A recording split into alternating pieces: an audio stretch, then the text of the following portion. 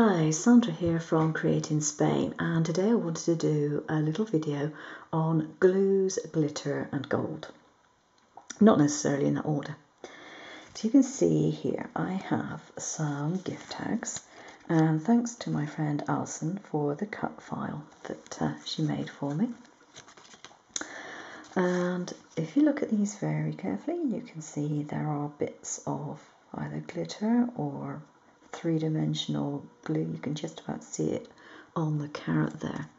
I've got one somewhere which is a little more obvious, if I can only find it. No, it's not that one.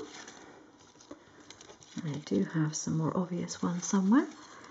I've got one which has got a top hat which is all done. These are a bit more obvious. Okay, that's a three-dimensional glue. This particular one is not the best of the ones I've got. It's a bit old and it's a little bit too gummy, I suppose is the term for it these days. But you get the idea. You can do all sorts of nice little sparkly bits and raised bits and things. Now, there are several different things that you can use for this. The first option is the relatively expensive version, which is Gallery Glass Crystal Clear. This one is probably not quite as expensive as the what's it called, Diamond Gloss or something like that you can get. There's 2 fluid ounces in there, and that is round about, I think it's about €5 or €6. So it's not too bad, but it's, it's a reasonable expense.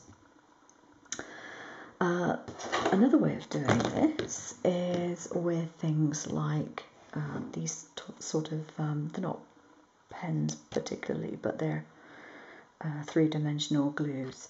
Now you may have seen them in the children's craft section, that's where they generally are, and completely ignored them, but in actual fact they're very good.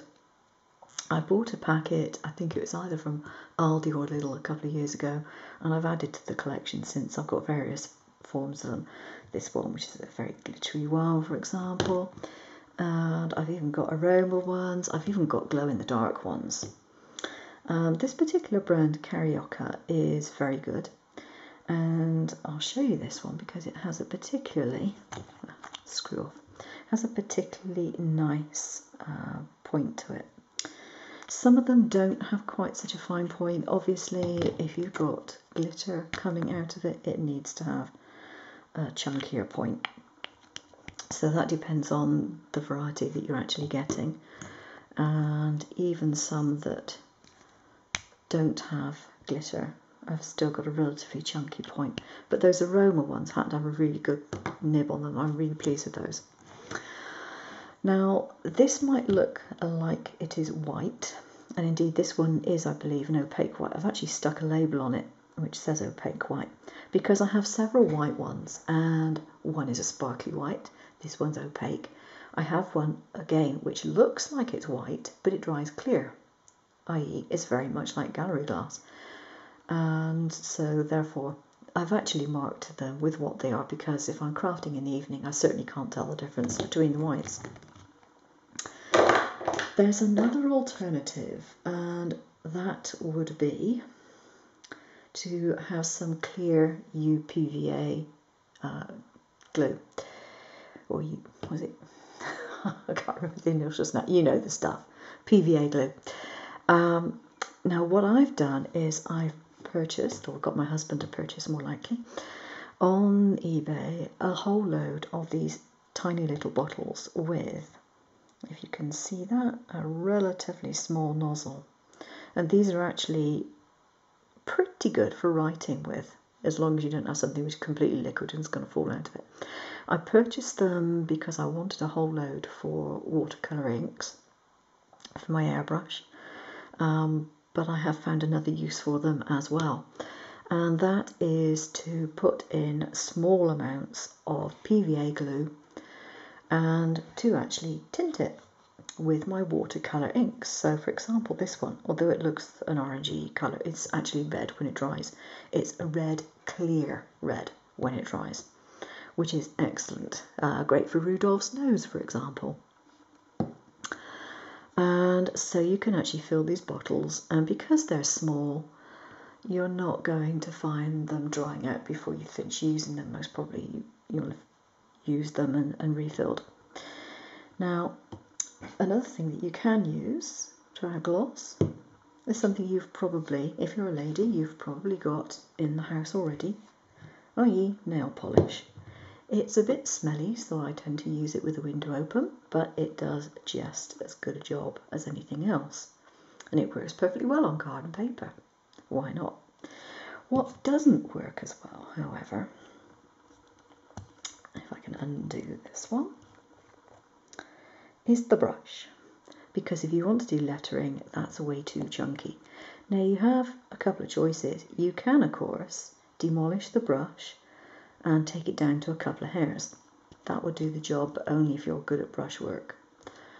Or you can do what I've done with this pearl one and put it in a little bottle that has a little nib on it. And that will do writing quite nicely. In fact, I've got some black card here. Excuse me a second while I just... Oops. Had a bit too much there. But you get the idea. This particular one's not very fine. But although you wouldn't write with it, you could at least colour in patches and use it for various other blocks of colour. Some of these, I do find some of these, the nibs are a little bit finer than others. It's obviously a difference in the machining, but not that drastic. So you can do that and it'll work very well indeed. Now these are the watercolours that I actually have for tinting my glues and for using in my airbrush, for example. And if you've got basic red, yellow, blue, you can make pretty much any colour you like out of that. And then you can tint it to your heart's content and have as many colours as you like. Right, that's that bit out of the way. The next thing I wanted to show you is how I store some of my things. I have a little plastic cup here, and certain things I want to store upside down. I have filled, for example, a small bottle with silicone glue.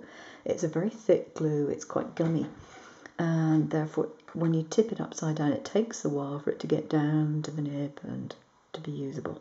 So I like to store it upside down, and because they won't stay upside down, then the easiest thing to do is to put them in a small container so that they stay that way. Or you can use, if you've got a lot of them, you can use a container with some sand or something like that in it and just stick them in that way. Okay, I'm just going to bring back my black paper again and show you a couple of things. The first thing I'm going to show you is a pen that I bought recently, and it's a white paint marker. And I'm very pleased with this. It will write on glass, metal and plastic, as well as on paper and card. Shake, shake, shake. And there you go. You can see that it does a pretty good job. So I'm very pleased with that one. Unlike, I purchased some of these Papermate, and they're liquid paper.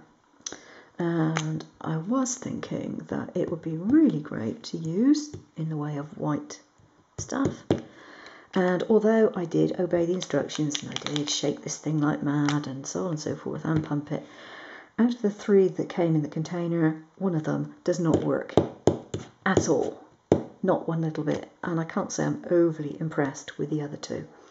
So I definitely can't say that I would recommend that. Not in the slightest. Other brands, as far as I know, work pretty well regards, white ink. And they're fine. Now I'm just going to grab a pair of scissors, sorry, not a piece of scissors. Get myself out of a knot here. Alright, just going to move some things out the way. I have another product to show you, which is Better move this out of the way or else it gets stuck to it. And lift the camera up onto that. It is called Renaissance foil. And this particular one is a gold foil. They're not all gold. And there's almost half a square metre of this in the packet. It's very fine. And it is a gold metal. I don't imagine it's real gold for a minute, but it's gold finish on a sort of mylar backing. And what you can do with this, I'm just going to cut a little tiny strip up here to demonstrate, is you can add gold accents to things. Now, what you're supposed to do is to have a particularly tacky glue, and you are supposed to then press it onto that tacky glue and rip it off. I have found that you can actually use it with this, which is called Quickie glue. And I just want to check there's actually anything coming out of this at the moment. The trouble is you can never see this stuff. It's really hard to see. Okay, I'm just going to try just drawing. Just going to have to look at this, see if anything's come out. I think nothing's come out at the moment. Okay, now I think something's coming out. So, going to just draw a heart shape, and then you press it on like so. Now if this doesn't work, it's simply because my glue pen needs to be warmed up a bit, I suspect. Rip back, and you can get the idea. You get the gold attaching. I've tried it with several different glues, and as long as you leave the glue so that it's very slightly tacky, it works brilliantly. You don't want to, normally you don't want to put it on a completely wet glue. You want to get it so it's really just a bit tacky. Now the interesting thing is that you can also use some nail polish to do that. And that works very well too, as long as you leave it for a minute just to take the first bit of wetness off. It'll work if you use most glues, as I said, as long as you let them go a bit tacky, and it will also work with these sort of glue sticky things again. And that's really, really fun to be able to do that. The other thing it will do is it will work with laser printers. I tried it out this morning. I wasn't sure if it would work, and it does work with a laser printer. Print what you want on a laser printer. Put your item under a sheet of baking parchment, and then put an iron over the top of it and hold it there for a minute or so. And I had my iron on a cotton setting, and it worked. It worked brilliantly, and that was with something that had been printed a while ago, not something that's freshly printed. Okay, I hope you found that of interest. Thanks very much for watching. Bye-bye.